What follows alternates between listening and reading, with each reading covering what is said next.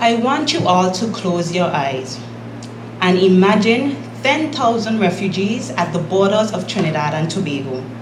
Nowhere to go, no food, no money. Should they be let in? The 1951 Refugee Convention states that a refugee is someone who is outside his country of nationality for fear of being persecuted by reasons of race, nationality, membership of a particular social group or political opinion, and is because of that fear cannot avail himself of the protection of his country. In determining an answer to my question, we must consider the economic, social, and political impacts of refugees on the Republic of Trinidad and Tobago.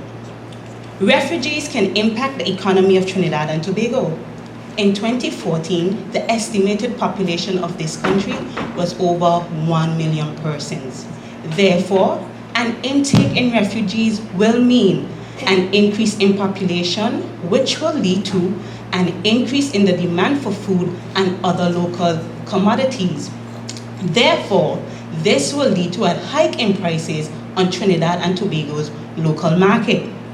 According to the Central Statistics Office, the inflation rate in this country between January and June of 2015 was an estimated 3.8%. Cost of food in this country increased to 8.10% in August of 2015. For example, the price of 4 plantains in Massey costs an average 33 TT dollars. Trust me, I know, I buy them all the time and I am a student on a budget.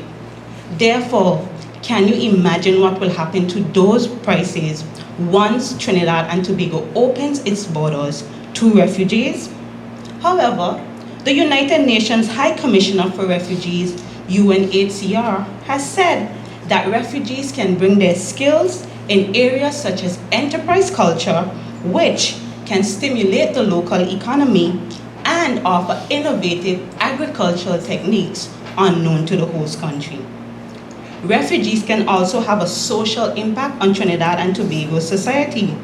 The UNHCR said that the presence of refugees can create an escalation in crimes such as theft, murder, and even prostitution among those refugees who are not meaningfully occupied. Further, if Trinidad and Tobago opens its borders to refugees, this will lead to an increase in more schools, more houses and hospitals, and will lead to labor competition between locals and refugees. According to the Central Statistics Office of Trinidad and Tobago, the unemployment rate for the second quarter of 2015 was 3.2%, and that rate will increase if refugees are allowed into this country. Notwithstanding this, the UNHCR has said that refugees can be seen as an asset and can significantly contribute to the betterment of the local people. Refugees can have a political and security impact on the local government.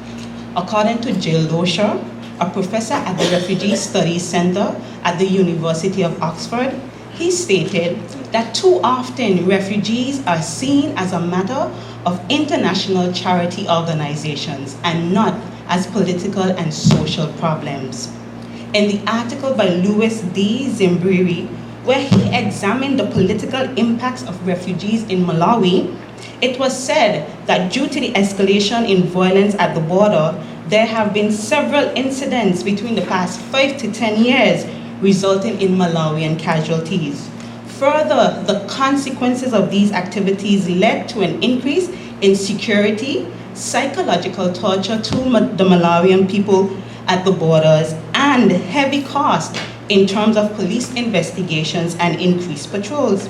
Yet Louis further stated that Malawi was recognized by the UNHCR for its generosity in hosting over 1 million refugees in such a small and developing country.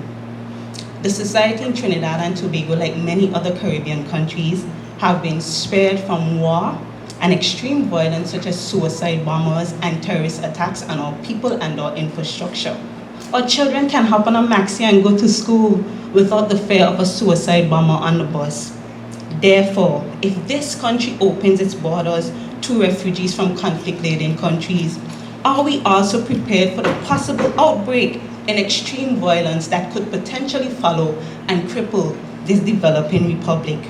However, it is said that the presence of refugees do not have a significant impact on the political and security situation of the host country. So in closing, I want to challenge each of us to consider whether the government of Trinidad and Tobago should open its borders to refugees from conflict-laden countries, given the social, economic, and political impact of these persons on the Republic of Trinidad and Tobago. Thank you.